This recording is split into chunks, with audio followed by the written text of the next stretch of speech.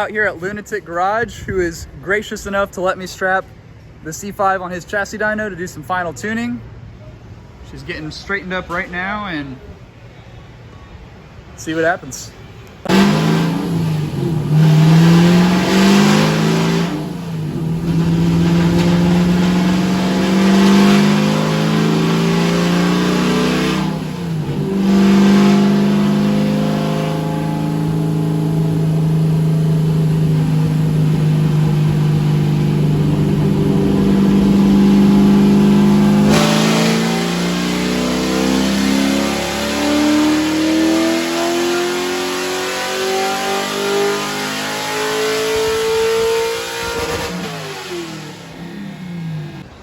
Okay, first pull made 469 horse. Do we have an RPM reading or did it get fuzzy? It did get fuzzy, but we can probably keep bouncing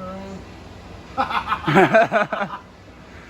So at about, I don't know, a little after 6,500 it peaked at 469 horse.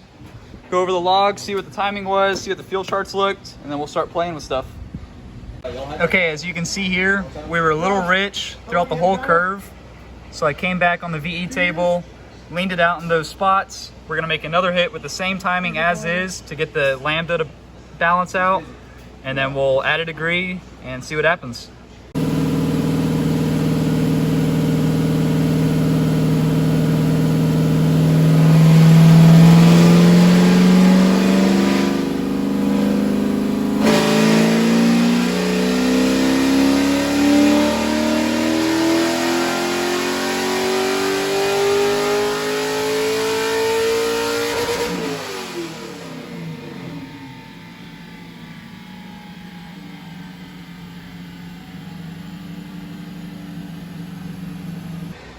Wow, so it made within 0.01 horsepower of each other. So the first pull it made 469, second pull it made 469. So it's pretty safe to say that fuel ratio is good enough for now. So I'm gonna add a degree of timing, make another rip.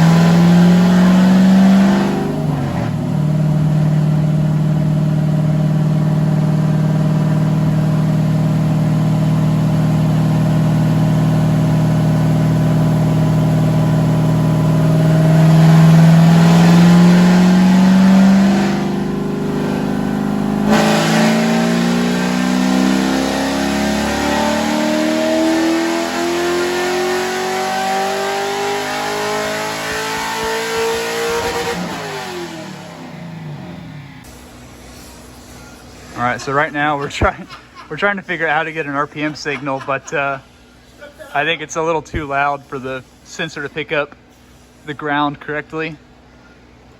But on the next pull, it only made a 1.5 horsepower more on 27 degrees of timing, and the curves look, you know, basically identical. Yeah, it did carry out on top. So we're gonna analyze it a little bit and figure out, because I think down low, the 26 actually made a little more torque down here. So I might leave the 26 there and then just pour the 28 in. Yep. Should we add one more degree to it just for data? So go to 28? Where's your peak airflow at? As far as... Cylinder air mass? Where's the peak cylinder air mass at? Okay.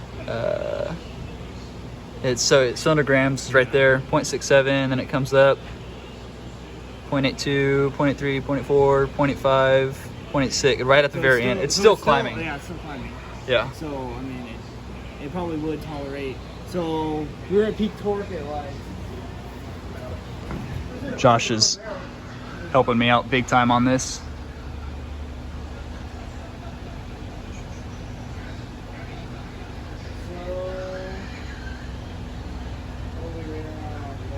So, the 150 mile an hour, what RPM are you at?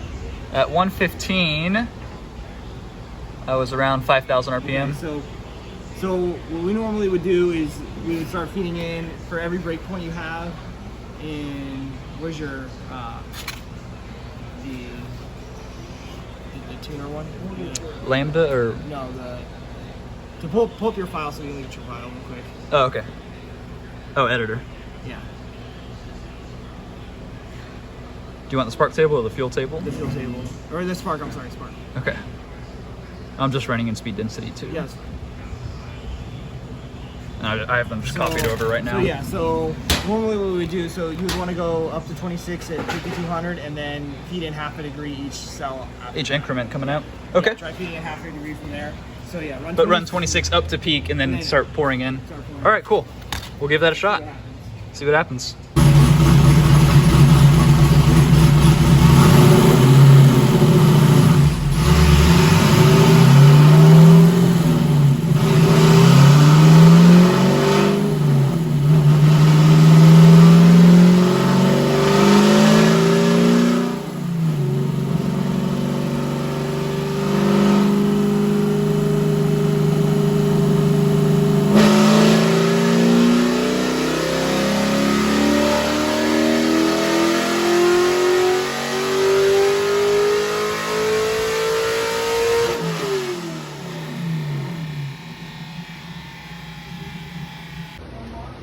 Okay, so the pool.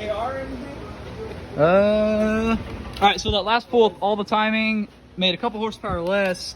There was a little KR in the beginning, but throughout the pull, no, it was smooth. No knock retard that popped up. 1890.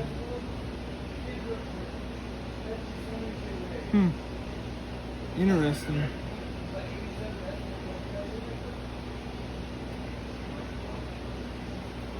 That's good. Cool. So I'm gonna put the timing, I think, back at the 26, just because there's no reason to run more. And then I want to try going from 12.5 to like 12.8. I'm just on power enrichment because my Lambda's recording. I mean, we're within 0.85 all the way out, within 1%. Yeah. So I think just power enrichment, change it, and then it should be level. That's weird that it went down on power. Because even at that, you run more timing than the 26 degree run, unless it just gets on. Yeah. 201 in the beginning of the pool, 205 at the end, 207. 207. So nothing really. So far, the 27 actually made the most on the graph, but we're literally arguing 1 horsepower. Yep, literally 1 horsepower. So that's not worth it for me. I'll just run the 26. And that blue line had the strongest torque curve. I'll do the 27 after peak torque, just for the fun of it. All right, yeah, try lean it out and go from there.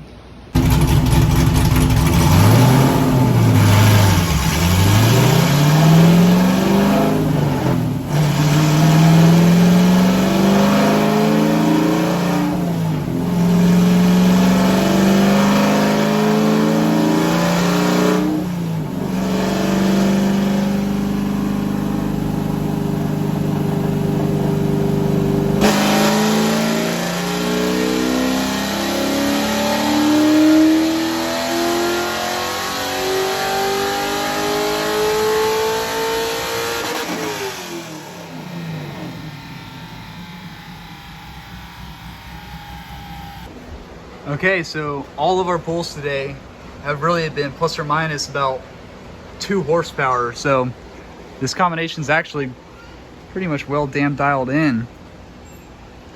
It looks like it made a little bit less torque down here with a leaner air fuel mixture, but just slightly more horsepower up top.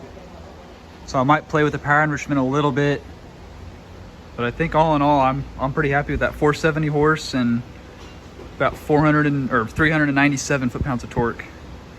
Ain't bad. Alrighty, I'm pretty happy with that. It's pretty cool when the shop owner says that's the highest horsepower LS1 we've had, and the previous car made 441 and you made 471. That's pretty cool. One of his other customers has a heads cam LS3 swapped C5, and him and I are gonna run later tonight. His car made 484, so a little more horsepower than me, but we'll see what happens. See you guys later.